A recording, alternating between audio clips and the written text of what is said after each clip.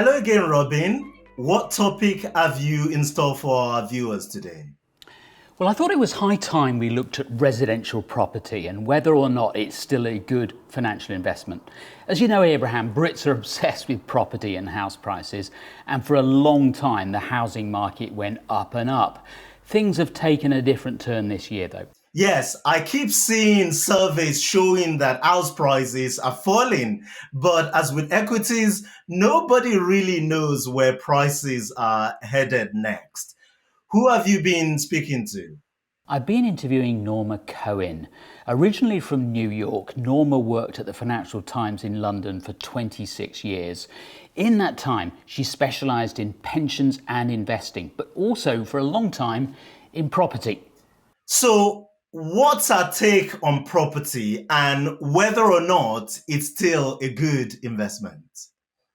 Norma's view is that houses are primarily homes and not investments. She strongly favours investing in equities over property, and she's concerned that many young people in particular underestimate the disadvantages of property. For example, she dislikes what she calls lumpy investments and says houses are the lumpiest investment you can buy.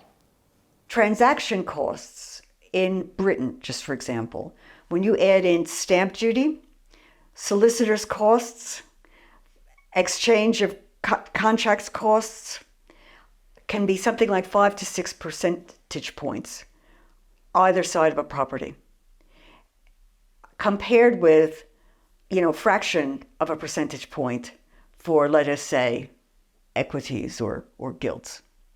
So they're expensive to transact, and moreover, when it's an illiquid asset, you do not know for certain what that asset is worth until you try to sell it. And looking at a lot of the commentary in recent days about mortgage rates, it's interesting to see there are predictions that some house prices may be worth less than the owners thought they were when either they bought them or perhaps when they borrowed against them. To be fair, thanks to vigilance by regulators, the kind of overborrowing that we saw in the run-up to the great financial crash 2008-2009 has been greatly reduced. But people who say things like, my house is my pension fund, are really placing themselves in a very precarious position. It may be that you can sell your house and buy something to live in, which is smaller and less expensive, and be able to take some cash to live on. But a house is not an income. Another factor which Norma Cohen says people often fail to consider is that when the time comes to downsize and to free up capital to fund their retirement, leaving the family home can be much harder than you think. Many people end up leaving it too late. One of the things to look at is the reluctance of older adults, particularly in this country, to downsize and try to move into a smaller property. Some staggering percentage of houses in this country are occupied by one or two people who are over the age of 65. It's certainly under occupation big time.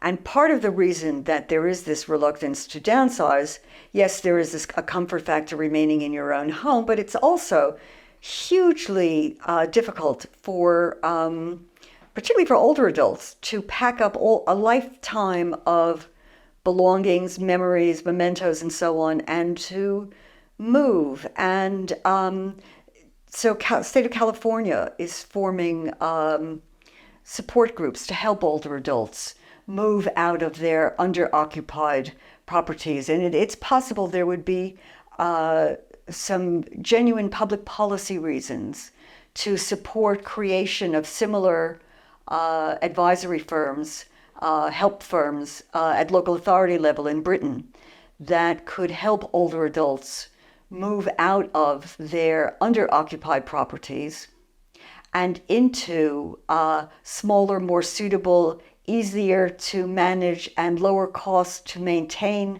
properties for older adults. Part of the difficulty in this country is the ability of retirement living to extract excessive charges, service charges, from residents who do not actually own the flat they are living in their retirement facility. They are only leasing it, which is just being a renter. And the fees that are charged to these people are exorbitant. You never sell a retirement property at anything like the price you paid for it.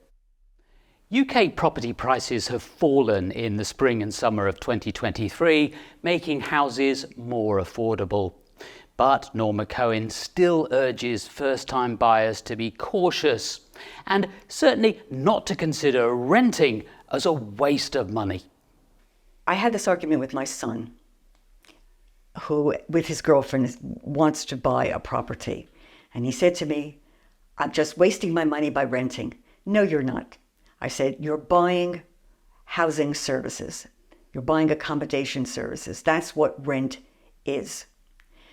A house is a functional asset. It serves a purpose. It allows you to live in it, to occupy it.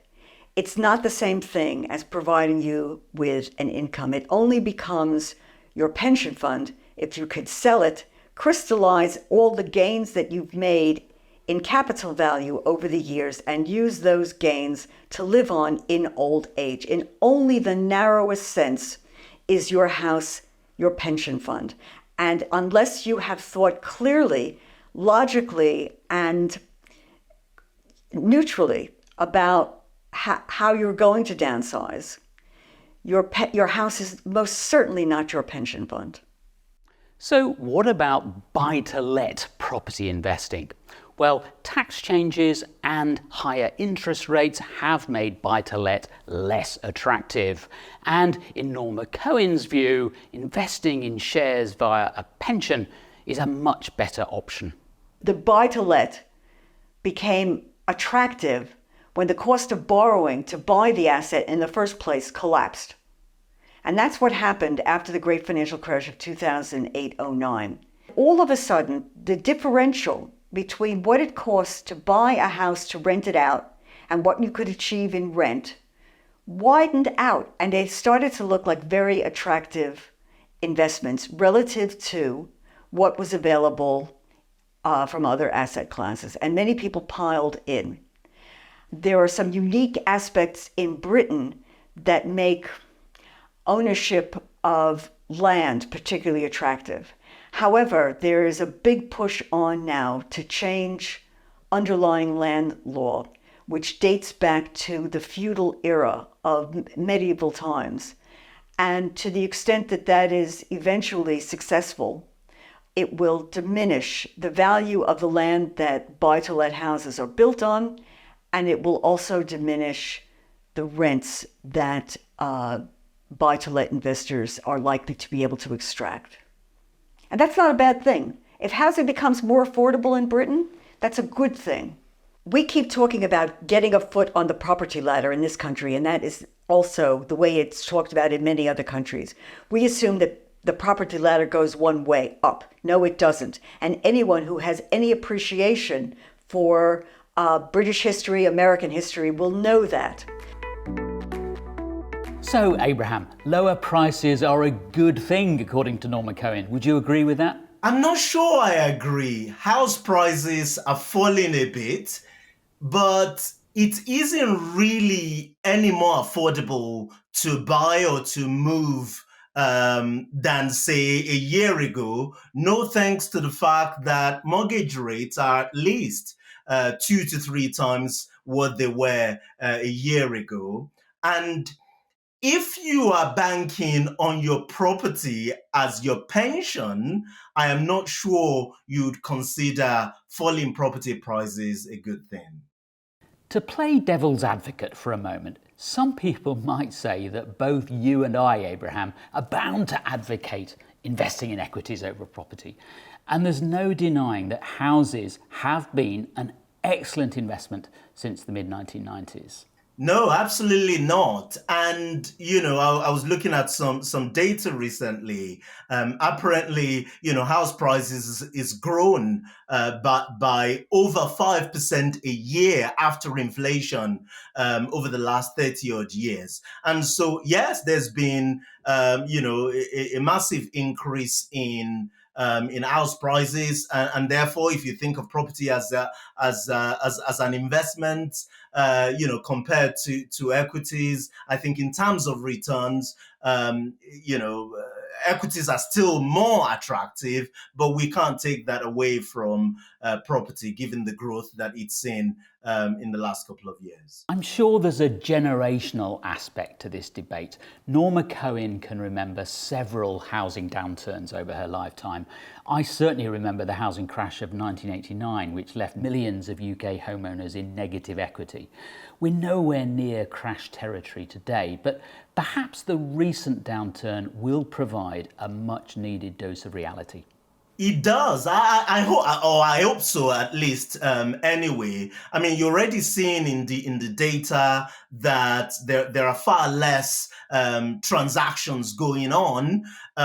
So there's about 25% less in terms of housing transaction, compared to say a year ago. And then, of course, if you think about some changes in the taxation of buy-to-let properties, there's a lot of talk about buy-to-let landlords essentially putting their property on the market because it's not as tax efficient as it used to be. For me, Abraham, one of the main reasons for investing in shares via a pension as opposed to investing in property is that there are, at least for now, some very big tax advantages to it. Perhaps not enough is made of those. Yes, indeed. When you think about, say, pensions, invest in the stock market through pensions, for instance, you have tax relief on your contributions, and that means there's more money going into the pot, and then of course the investment grows virtually tax free, and the same applies to pension to ISAs. You don't get tax relief on ISA contributions, but the investment grows within the ISA wrapper, tax free. If you compare that to, say, holding buy-to-let investment in your name, for instance, that is not very attractive. There are ways around this where people put these properties in a limited company structure. But the thing I say to people when they're thinking about property investment or buy-to-let investment is that think about this as a business, because that's how the taxman, the HMRC, considers it. It taxes it as a business, and the work that you have to do is very different than what you do with an ISA. As somebody recently said to me, you don't get a phone call in the evening from your ISAs or your pensions telling you that the boiler is broken down. You do with your buy-to-let investments. So, you've heard our opinions. What did you make of our latest interview? Please send us your views. Until next time, goodbye.